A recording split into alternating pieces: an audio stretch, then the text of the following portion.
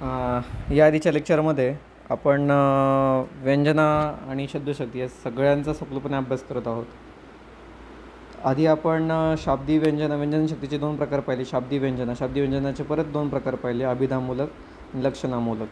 आता आर्थी व्यंजना हा पाहणार होता. आर्थी या शब्दाचं जर तुम्ही मुळाशी जाल तर अर्थ आहे की नाही, अर्थ माशी कोण मूळ होतं, शाब्दीमध्ये शब्द मूळ होतं. इथं आता काय मूळ आहे, अर्थमूळ आहे. अर्थ म्हणजे कशाला म्हणायचं, आपण म्हणतो ना की याच्यातून तुला सांगायचं काय, याचा अर्थ काय म्हणायचा आहे वाक्याचा. म्हणजे काय, आर्थी व्यंजनाची जर व्याख्या करायची झाली तर त्याचा एक सोप्या शब्दात मी सांगतो. तर शब्दाचा डायरेक्ट मिनिंग म्हणजे थेट अर्थ समजतो आपल्याला, बरोबर. तो समजल्यानंतर त्यातून दुसरा काहीतरी एक सूचक अर्थ तयार होतो किंवा तो आपल्याला कळतो. तो सूचक अर्थाला आपण म्हणतो आर्थी व्यंजना. याच्यातून काय होतं तर व्यंजनेचं खरं सामर्थ्य प्रकट होतं. याच्यातून काय होतं, व्यंजनेचं खरं सामर्थ्य प्रकट होतं. आता मी त्याची व्याख्या जी सांगितली ना, ती व्याख्या मात्र तुम्ही तोंडपाठ ठेवा, ठीक आहे. आर्थी व्यंजना कशाला म्हणायचं, शब्दांचा थेट अर्थ समजल्यावर, लिहून घ्या, शब्दांचा थेट अर्थ समजल्यावर त्यातून जो काही दुसरा एक सूचक अर्थ तयार होतो त्याला आपण म्हणतो आर्थी व्यंजना. याच्यामुळं व्यंजनेचं खरं सामर्थ्य प्राप्त होतं. आता याच्यामुळं काय होणार की संमिश्र भाव तयार होतात ना, कारण अर्थ माणूस कोण कसा लावतो सांगू शकत नाही. त्याच्यामुळे रसिकाच्या मनात संमिश्र भाव तयार होतात, भाव वलय निर्माण होतात. आता तांब्यांची नववधू कविता जर तुम्ही कधी वाचलेली असेल तर आता ऐकूयात आपण. काय एक दोन कडवे मी वाचतो. नववधू प्रिया मी वावरते, लाजते पुढे सरते फिरते.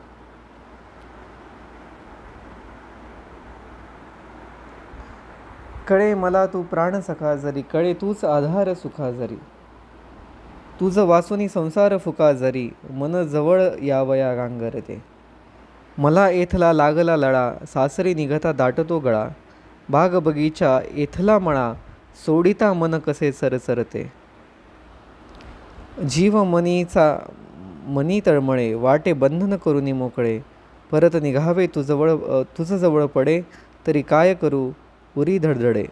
आता हे जे आहे ना, हे जर तुम्ही प्रत्येक वेळ वाचले तर तुम्हाला काय लक्षात येईल की बाबा खरंच एखादी नववधू जी आहे तर ती नववधू म्हणजे नवीन लग्न झालेली मुलगी, तिच्या मनात कोणकोणत्या भावना तयार होतात त्या कवितेतून कळतात. पण ती कवितेचे शब्द तुम्हाला शब्दाचा अर्थ सांगतातच, पण त्या अर्थातून एक नवीन भावना जी तयार होते तिला आपण म्हणतो आर्थी व्यंजना. भावनेचे वलय आपल्या मनात जे उभे राहतात त्याच्यातून म्हणतो अर्थ. कारण याच्यातून काय काय जाणवतं आहे, तिची माहेरशी असणारी तिची नाळ किंवा तिची नवऱ्याप्रती असणारी तिची भावना, ठीक आहे. तर हे सगळं त्या कवितेतून आपल्याला लक्षात येतं. नववधूची रमणीय अवस्था या कवितेत चित्रित झालेली आहे, ठीक आहे. म्हणून अर्थातच सूचित अर्थ कुणालाही प्रतीत होणार नाही. त्याकरता काय असायला लागतं, आस्वाद्यता, म्हणजे स्वतः तो आपल्याला याच्यातून आत्मा परमात्मा यांच्या ऐक्याचं तत्वज्ञान देखील परिचित असलं पाहिजे. मग याच्यातून सगळं काय तयार होतं तर आर्थी व्यंजना आपण म्हटलेलं आहे. आता तुम्हाला संस्कृतचं थोडं रेफरन्स आहे, तुम्ही लक्षात ठेवायची गरज नाही. वेळ असेल तर वाचून घ्या की आता ह्याच्यातला जो प्रसंग आहे तो मी 2 मिनटात सांगतो. ज्यावेळेस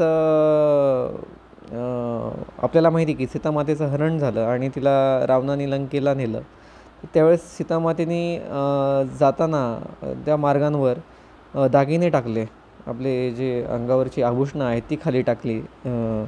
तर ती ओळखताना जेव्हा सगळ्यांना विचारलं की लक्ष्मणा हे कुणाचं आहे ओळख, तेव्हा लक्ष्मणाने जे उत्तर दिलं ना ते सांगितलं. लक्ष्मण काय म्हणलं अशा वेळेस की नाहम जानामी केयूरे, नाहम जानामी कुंडले, नुपुरे तो आम्ही जानामी, नित्यम पादा भिवंदनात. म्हणजे मी फक्त पायाची जी आभूषणं आहे सीतामातेची तेवढीच मला माहिती आहेत, कारण माझी दृष्टी नेहमी सीतामातेच्या पायाशी राहिलेली आहे. जे याच्यातून काय भाव प्रकट होतो, याच्यातून पवित्र शुद्ध दृष्टी, ठीक आहे. त्याच्यामुळे हे जे काव्य आहे ना एक आल्हाददायक वाटतं ऐकताना, ठीक आहे. आता जाऊ द्या. आता हे सगळं आपण पाहिलं आहे काय, शाब्दी व्यंजना पाहिली, नंतर आता पाहत आर्थी व्यंजन सगळं पाहत आहोत आपण. शाब्दीमध्ये शब्द होता, इथं आता अर्थ हा मुख्य आहे. आर्थी व्यंजनाचे 3 प्रकार कोणकोणते, 3 प्रकार कुठले सांगा. 3 प्रकार आहेत. पहिला प्रकार मागच्या लेक्चरमध्ये पाहिला होता आपण, वस्तुध्वनी. दुसरा आहे अलंकार ध्वनी आणि तिसरा आहे रसध्वनी. वस्तू प्रकट होते. अलंकारामध्ये एखादा अलंकार प्रकट होतो, मग उपमेय असेल उपमा असेल.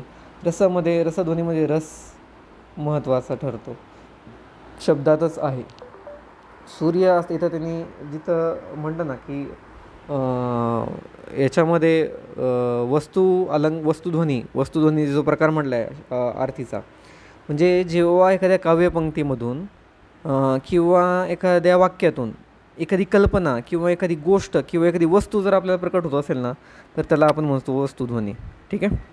तर सूर्य अस्ताला गेला, त्यांनी एक्झाम्पल दिले. सूर्य अस्ताला गेला याच्यामध्ये एखादं काहीतरी कळतं ना आपल्याला. हे जर प्रेयसीने विचारलं तर असं वाटतं की बाबा हा चला, त्याच्यातून त्याला प्रियकर आठवतो, कारण त्यावेळेस त्याला भेटण्याची वेळ झाली. किंवा एखादी वर्किंग वुमन असेल, म्हणजे एखादी काम करणारी बाई असेल, तर तिला आपल्या लेकराची घराची ओढ लागते. ती काय म्हणते, सूर्य अस्ताला गेला म्हणजे त्याच्यातून तिला ती भावनिक ओढ आपल्याला लक्षात येते.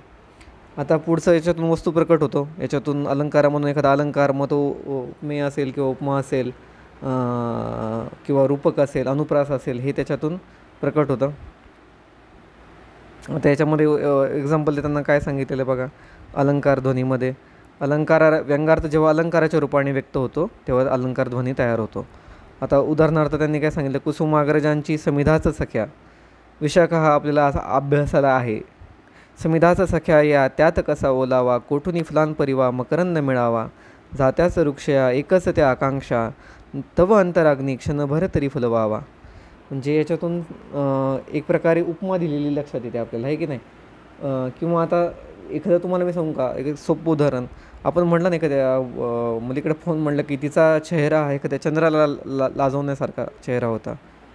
ये चांद सा रोशन चेहरा, आपण गाणं नाही काय ऐकलेलं आहे हिंदीमध्ये, ये चांद सा रोशन चेहरा, म्हणजे तिचा चेहरा एखाद्या चंद्राला लाजवणारा होता. याच्यामधून काय वाटतं की चंद्र हा उपमेय दिलेला आहे, तिला उपमेय अलंकाराचा वापर केलेला आहे. उपमेयचा उपमा दिलेली चंद्राची त्याला, त्याच्यातून काय प्रकट होतं, त्याच्यामुळं अलंकार ध्वनी. समिधाचं सख्या यामध्ये पण ते सांगितलेलं आहे. रसध्वनी म्हणजे सगळ्यात महत्त्वाचं, जेव्हा वाक्यातून एखादा रस आपल्याला कळतो. ठीक आहे.